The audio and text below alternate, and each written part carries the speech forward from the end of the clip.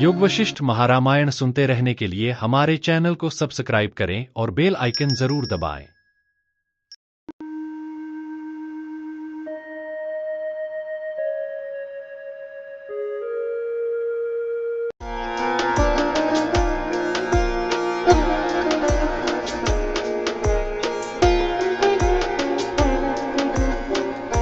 सर्ग 9 में प्रवेश करने से पहले एक नज़र फिर से डाल लेते हैं सर्ग 8 पर। ऋषि वशिष्ठ ने कहा, हे राम, विदेह देश में एक महान राजा निवास करते हैं। उनका नाम है जनक। वे संपत्ति, विवेक और आत्मज्ञान से परिपूर्ण हैं। वे जैसे कल्पवृक्ष हैं, अपने याचकों की इच्छाओं को सदा पूर्ण करने वाले, अपने कमल सदृश मित्रों के लिए जीवनदायी सूर्य जैसे हैं। परिजनों के लिए वे वसंत ऋतु के समान मधुर और उल्लासपूर्ण है। स्त्रियों के लिए जैसे स्वयं कामदेव। चंद्रमा की तरह ब्राह्मणों को आनंद देते हैं, जैसे वह कुमुदनी को खिलाता है। सूर्य की तरह वे अपने शत्रुओं के अंधकार को नष्ट करते हैं। वे गुणों के रत्नों का महासागर हैं और अपने राज्य के लिए वैसे ही आधार हैं जैसे विष्णु संपूर्ण जगत के आधार हैं। एक वसंत संध्या, जब वन लताओं से सजा था, जिन पर लाल लाल फूल खिले थे और कोयलों का मधुर गान गूंज रहा था, तब राजा जनक फूलों से सुसज्जित उपवनों में विचरण कर रहे थे, जो ऐसे प्रतीत हो रहे थे मानो वे गहनों से सजी सुंदरियां हो। वहाँ वे इंद्रदेव के नंदन कानन की भांति प्रसन्नतापूर्वक विहार कर रहे थे। अपने सेवकों को पीछे छोड़कर वे एक पहाड़ी मैदान के बीच स्थित एक सुरम्य वन के भीतर एक कुंज में जा पहुँचे, जहाँ फूलों की सुगंध मंद समीर से चारों ओर फैल रही थी। उसी वन में एक स्थान पर तमाल वृक्षों की छाया में स्थित एक कुटी में उन्होंने एक अदृश्य आकाशीय वाणी सुनी, मानो सिद्ध पुरुषों की ध्यानमग्न वाणी हो, आत्मज्ञान से सराबोर। हे पद्मलोचन राम, अब मैं तुम्हें उन सिद्धों के गीत सुनाऊंगा। वे सिद्ध जो पर्वतों की गुफाओं और एकांत स्थलों में रहते हैं, जिनकी वाणी आत्मचिंतन से प्रेरित होती है। उन्होंने गाया, हम उसकी वंदना करते हैं जो न विषय है न दृष्टा, वह शुद्ध आत्मानंद है, जो हमारे अंतःकरण में उदित होता है और जिसमें कोई विक्षोभ नहीं होता। अन्य सिद्ध गा रहे थे, हम उसकी वंदना करते हैं जो ज्ञाता, ज्ञान और ज्ञेय इन त्रिपुटी से परे है, जो आत्मा का वह प्रकाश है जो दृष्टि के प्रकाश से भी पूर्व है और जिसकी झलक सूर्य के तेज से मिलती है। कुछ बोले, हम उस सत्ता को प्रणाम करते हैं जो है और नहीं है, दोनों के मध्य स्थित है।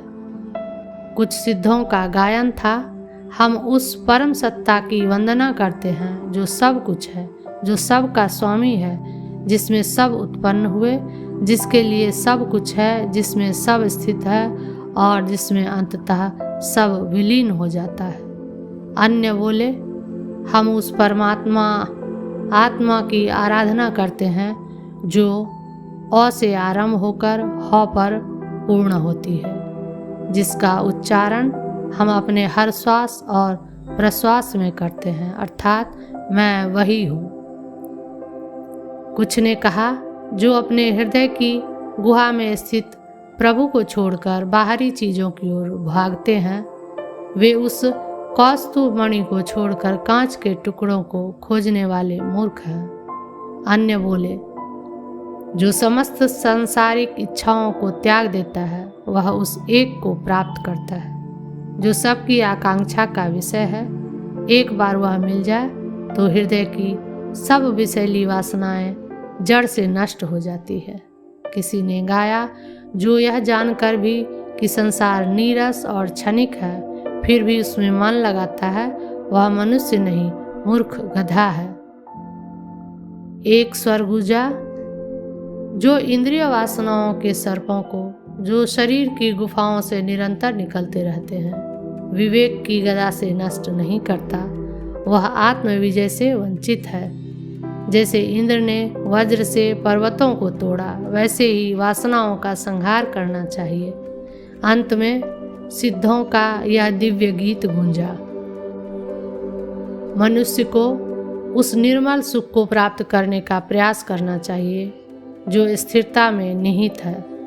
वह शांति जो सज्जनों के मन को पूर्ण विश्रांति देती है, जो अपने सहज स्वभाव में स्थित है, वह शाश्वत और अमिट शांति की गोद में विश्राम करता है।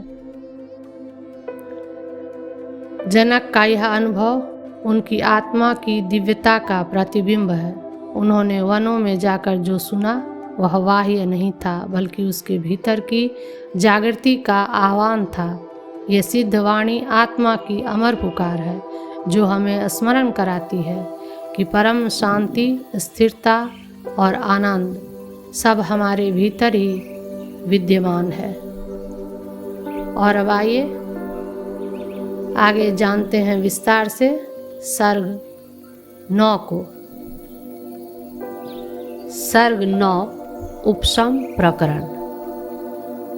यह सुनकर निर्वेद से घर आए हुए राजा का अर्थों के मूल कारण के विचार से मन का निर्णय कथन। श्री वशिष्ठ जी ने कहा, सिद्ध गणों से गाई गई इस गीताओं को सुनकर राजा जनक जैसे डरपोक आदमी रण के कोलाहल से दुखी होता है, वैसे ही शीघ्र दुखी हुए। अपने परिवार को ले जा रहे वे अपने घर के प्रति ऐसे गए जैसे नदी का वेग अपने तीरवर्ती वृक्षों से अनुगत होकर सागर को जाता है। अपने सारे परिवार को अपने अपने घर में छोड़कर जैसे सूर्य उदयाचल पर चढ़ते हैं, वैसे ही वे अकेले ही उत्तम महल पर चढ़े। वहां पर उड़ने के लिए तत्पर पक्षियों के डैनों अर्थात पंखों के समान चंचल लोकगति को देख रहे राजा ने व्याकुल होकर यह विलाप किया। बड़े खेद की बात है कि जीवों की जन्म, जरा, रोग, मरण आदि से चंचल अति कष्ट देने वाली दशाओं में जो पत्थरों पर पत्थरों के समान जबरदस्ती मैं लौट रहा हूँ, जिस काल का अंत ही नहीं उसका एक अति सूक्ष्म अंश मेरा जीवन है, उस जीवन में मैं आशा रखता हूँ। मुझ जड़ को धिक्कार है। जीवन पर्यंत रहने वाला मेरा यह राज्य कितना है।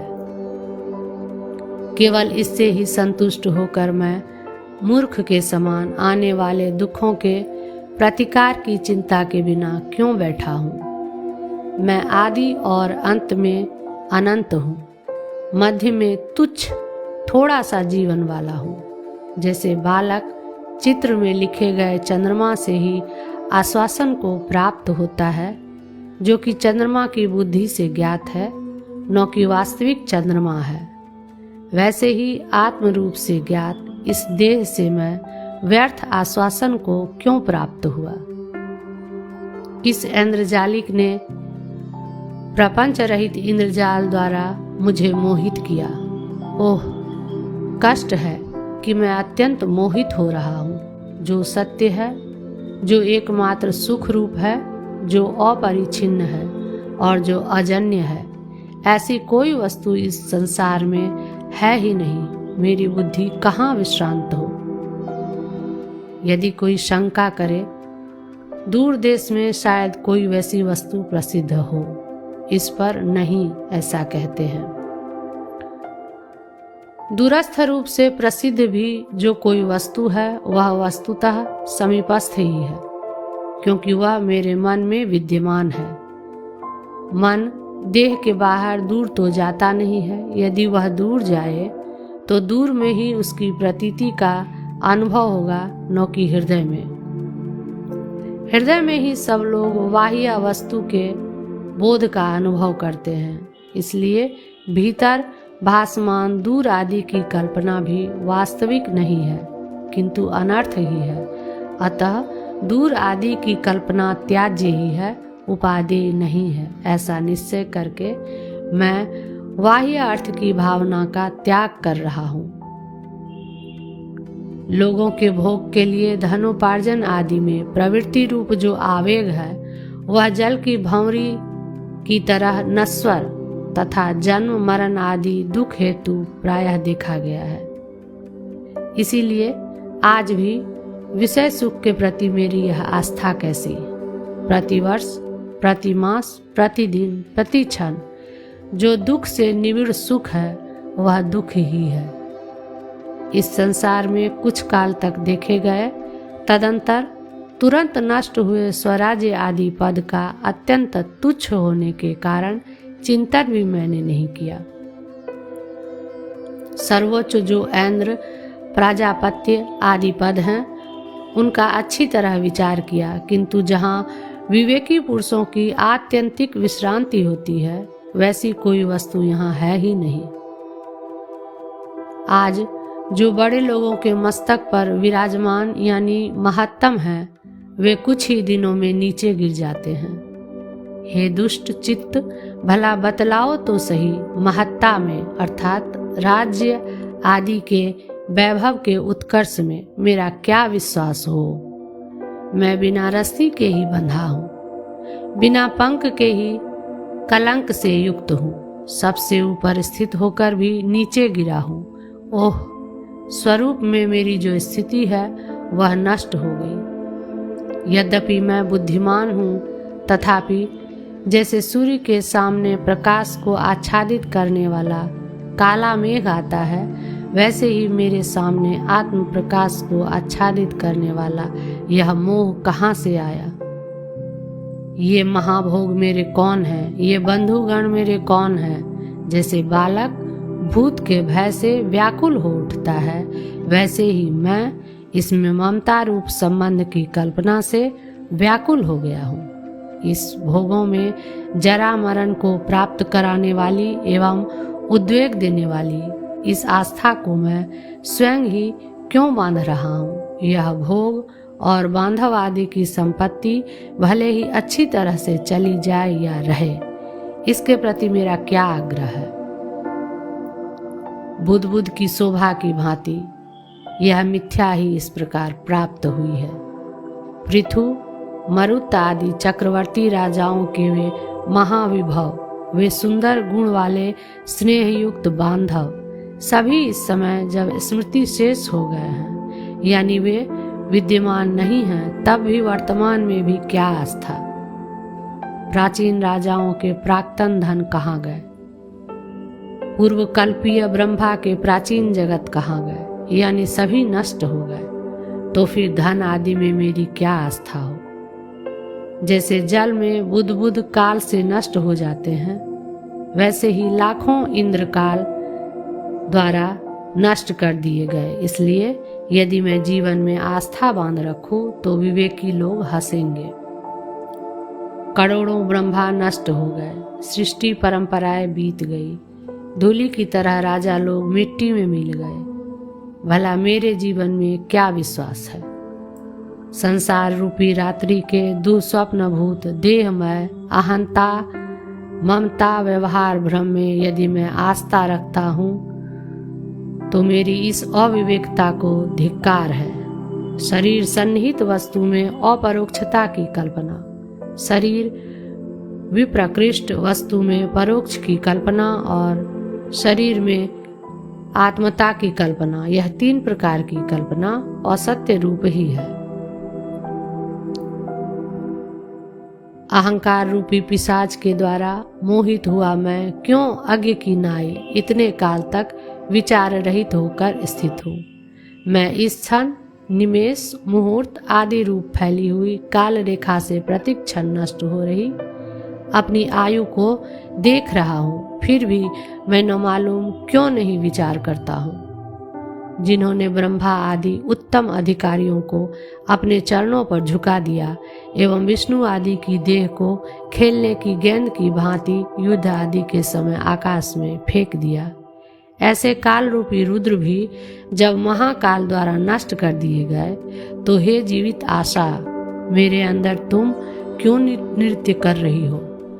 वे दिन निरंतर अब भी आते हैं और इस अवस्था में भी व्यर्थ ही नष्ट हो जाते हैं।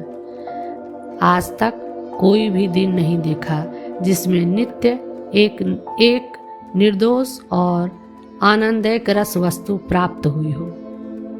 जैसे तालाब में हंस स्फुरित होते हैं, वैसे ही संपूर्ण मनुष्यों के चित्त में ये भोग ही स्फुरित होते हैं, किंतु प्रत्यगात्मभूत परम पद का साक्षात्कार स्फुरित नहीं होता। मैं कष्ट से भी अत्यंत कष्ट को प्राप्त हुआ, दुख से भी अत्यंत दुख को प्राप्त हुआ, परंतु आज भी विरक्त नहीं हुआ। हाँ, राग, लोभ आदि से दूषित होने के कारण अधम चित्त वाले मुझे धिक्कार है। जिन जिन उत्तम विषयों में मैंने दृढ़ प्रीति बांधी, उन विषयों का भी विनाश जब देखा गया, तब भला इस संसार में उत्तम वस्तु क्या है? मध्यकाल में जो मनोहर है यानी युवावस्था, परिणाम में जो मनोहर है यानी भ्रम, एवं अविचार से जो मनोहर है यानी विषय, विनाश रूपी अशुद्धि से दूषित वैसे अपवित्र हैं। जिन जिन पदार्थों में मनुष्य अपनी आस्था बांधता है, उन पदार्थों में उस मनुष्य के दुख का प्रादुर्भाव बार बार देखा गया है। बाद में भी अज्ञ पुरुष के सुख की आशा नहीं है, यह कहते हैं। इस संसार में अज्ञ मनुष्य प्रत्येक दूसरे दिन राग और लोभ की अभिवृद्धि से अत्यंत पापमयी हिंसा आदि कर्मों में प्रवृत्ति द्वारा अत्यंत क्रूर तथा फल काल में खेद देने वाली दशा को प्राप्त होते हैं। अज्ञ पुरुष जो बाल्यावस्था में अज्ञान से पीड़ित हैं, युवावस्था में काम से पीड़ित रहता है तथा शेष अवस्था में अर्थात वृद्धावस्था में स्त्री के सहित कुटुंब के पालन पोषण की चिंता से पीड़ित रहता है। कब अपने उद्धार का साधन करता है यानी कभी नहीं करता। दुर्मति पुरुष आदि और अंत में अत्यंत असत्य भोग काल में भी विरस, दरिद्र, रोग, वार्धक्य आदि दशाओं से दूषित तथा असार होते हुए भी सार बुद्धि से गृहीत इस संसार को जो देख रहा है, वह किस लिए यानी संसार दर्शन का कुछ भी प्रयोजन नहीं है। यदि कोई शंका करे कि यन्न दुखेन समभिन्नम इत्यादि श्रुति से बतलाए गए लक्षण से युक्त स्वर्ग क्या सारभूत नहीं है, उस पर कहते हैं, सुकृति पुरुष राजसूय, अश्वमेघ आदि सैकड़ों यज्ञों को करके महाकल्प पर्यंत भोग्य भी स्वर्ग को प्राप्त होता है, जो महाकाल की दृष्टि से क्षण मात्र भोग्य अतएव अल्प ही है, किंतु अधिक की अर्थात अपरिछिन्न अनंत की प्राप्ति उसे नहीं होती, इसलिए वह भी असार ही है, यह भाव है। शरीरधारी प्राणी के प्रिय एवं अप्रिय का वारण नहीं होता है। इस श्रुति के अनुसार तथा स्वर्गवासियों की भी असुर आदि से पीड़ा के श्रवण से स्वर्ग में दुख का असंबंध भी असंभव है। इस आशय से कहते हैं, भूमि अथवा पाताल में स्वर्ग नाम का कौन सा प्रदेश है जहाँ दुष्ट भंवरियों की भांति ये आपत्तियां अभिभूत नहीं करती। देह का अभिमान रहने पर आदि व्याधि के दुर्निवार होने के कारण अज्ञ पुरुष को कहीं भी विश्रांति नहीं मिलती है। इस आशय से कहते हैं, अपने चित्त रूपी बिल के सर्प जो आधियां हैं एवं शरीर रूपी स्थल के पल्लव, छोटे जलाशय जो व्याधियां हैं, इनका भला कैसे निवारण किया जा सकता है। विनाशी एवं दुख मिश्रित होने के कारण संपूर्ण दृश्य की अभद्रता दिखलाते हैं।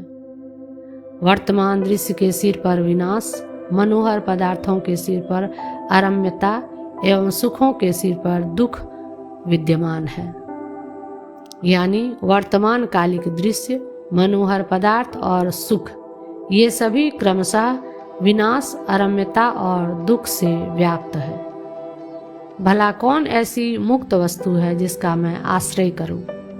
अज्ञान से विमोहित क्षुद्र प्राणी उत्पन्न होते हैं और मरते हैं। पृथ्वी इन्हीं लोगों से निबिड़ है। उत्तम महात्मा लोग दुर्लभ हैं। नील कमल के तुल्य मनोहर और भ्रमर के तुल्य चंचल नेत्र वाली, अतिशय प्रीति रूप भूषण से युक्त, अत्यंत अनुराग वाली स्त्रियां भी क्षण मात्र में विनाशी होने के कारण उपहास के ही योग्य है। यदि कोई शंका करे कि राजा होने के कारण निग्रह और अनुग्रह में समर्थ उत्तम पुरुष रूप आपको विषयों में आश्वासन क्यों न प्राप्त होगा, इस पर कहते हैं, जिनके नेत्र निमीलन और नेत्रोन्मीलन से प्रलय और सृष्टि होती है, वैसे पुरुष भी जब विद्यमान है तो मेरी क्या गणना है। भाव यह है कि ब्रह्मा आदि महापुरुषों को भी जब आश्वासन नहीं प्राप्त हुआ तो मेरी क्या गणना है। मनोहर से भी मनोहर एवं स्थिर से भी स्थिर पदार्थ हैं, परंतु इन पदार्थों की शोभा का फल उपार्जन, रक्षण, वियोग आदि से चिंता रूप ही है। इसीलिए क्यों इसकी इच्छा करते हो। विविध रत्न, घोड़े, हाथी, धन, स्त्री आदि के भेद से विचित्र संपत्तियां यदि चित्त से आदरणीय हैं, तब वे भी बहुत प्रयत्नों से प्राप्त करने योग्य, दुख से रक्षा करने योग्य, अवश्य नष्ट होने वाले होने के कारण महा आपत्तियां ही हैं, ऐसा मेरा मत है।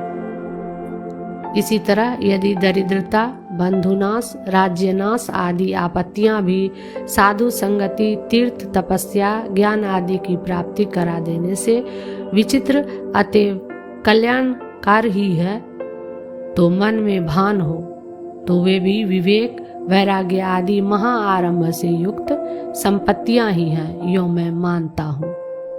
इसलिए असत्य भूत जगत में ममता की अभिवृद्धि ही विपत्ति है। विवेक से ममता का परिक्षय ही संपत्ति है। इस आशय से जगत में ममता की अयोग्यता दिखलाते हैं। समुद्र में प्रतिबिंबित चंद्रमा की भांति क्षण विनाशी मिथ्याभूत एकमात्र मन के विवर्त जगत में मेरा यह है, यह अपूर्व पद वाक्य रूप अक्षर पंक्ति किधर से आई, यानी निरर्थक ही है।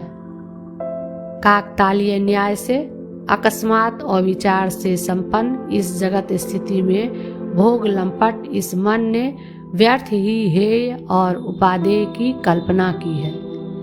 जैसे परिच्छिन्न एवं संतप्त अग्नि शिखाओं में पतंगे अनुरक्त रहते हैं, वैसे ही देश, काल और वस्तु की सीमा से परिच्छिन्न, आध्यात्मिक, आदि दैविक एवं आदि भौतिक तापों से संतप्त किन सुख नाम की दृष्टियों में मैं अनुरक्त हुआ हूँ। अभ्यासवश निरंतर दुख का भोग सह्य भी हो सकता है, परंतु सुख भोग से अभ्यास के विच्छिन्न हो जाने पर दुख भोग दुस्सह हो जाता है, ऐसा कहते हैं। निरंतर दाह से युक्त रौरव की अग्नि में लौटना अच्छा है, परंतु विच्छिन्न सुख दुख के परिवर्तन से युक्त संसार की अवस्थाओं में स्थित करना अच्छा नहीं।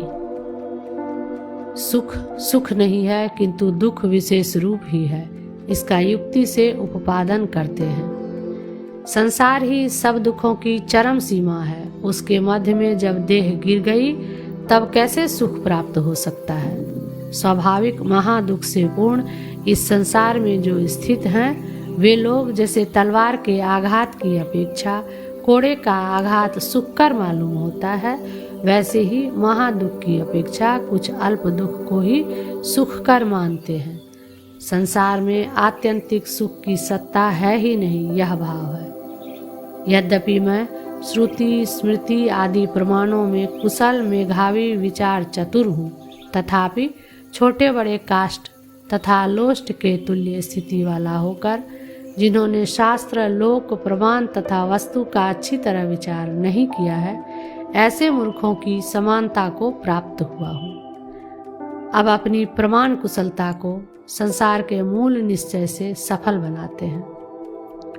सैकड़ों संकल्प रूपी अंकुरों, देह और भुवन रूपी शाखाओं, विराट रूपी अवयवी मोटी डाल, सुख दुख रूपी फलों और राग लोभ रूपी पल्लवों से शोभित हो रहे संसार वृक्ष का मूलभूत महाअंकुर मन है।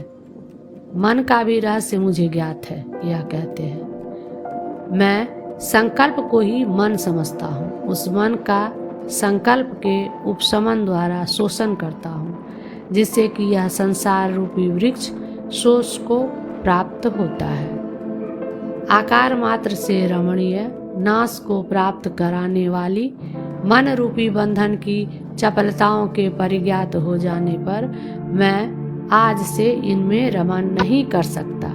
सैकड़ों आशा रूपी पासों से ओतप्रोत अधोगति, ऊर्ध्वगति और दुख को देने वाली संसार वृत्तियां मैंने बहुत भोगी। अब मैं विश्राम लेता हूँ। ओह, मैं मारा गया, नष्ट हुआ, मरा, ऐसा जो मैंने बारंबार शोक किया था, वह शोक मेरा बीत गया। अब मैं शोक नहीं कर सकता। क्यों अब शोक नहीं करते, इस पर कहते हैं, मैं प्रबुद्ध हूँ, प्रसन्न हूँ। अपने पारमार्थिक धन को चुराने वाले मन नामक चोर को मैंने पकड़ लिया। इसे मारता हूँ। यह केवल चोर ही नहीं है, किंतु वैरी भी है, क्योंकि इसने मुझे बहुत दिन तक मारा है। इतने दिन तक मेरा मन रूपी मोती विद्ध यानी लक्षित नहीं था। अब वह लक्षित होकर शम, दम आदि रूप सूत्र के योग्य हो रहा है। जैसे तुषार कणिका सूर्य के ताप से वायु में स्थिति प्राप्त करने के लिए लय को प्राप्त होती है, वैसे ही मेरा मन विवेक से ब्रह्म तत्व में स्थिति प्राप्त करने के लिए बहुत शीघ्र लय को प्राप्त होगा। स्थिर महात्माओं ने मुझे विविध उपदेशों द्वारा अच्छी तरह बोध करा दिया है। अब मैं परमानंद रूप आत्मा का अनुगमन कर रहा हूँ।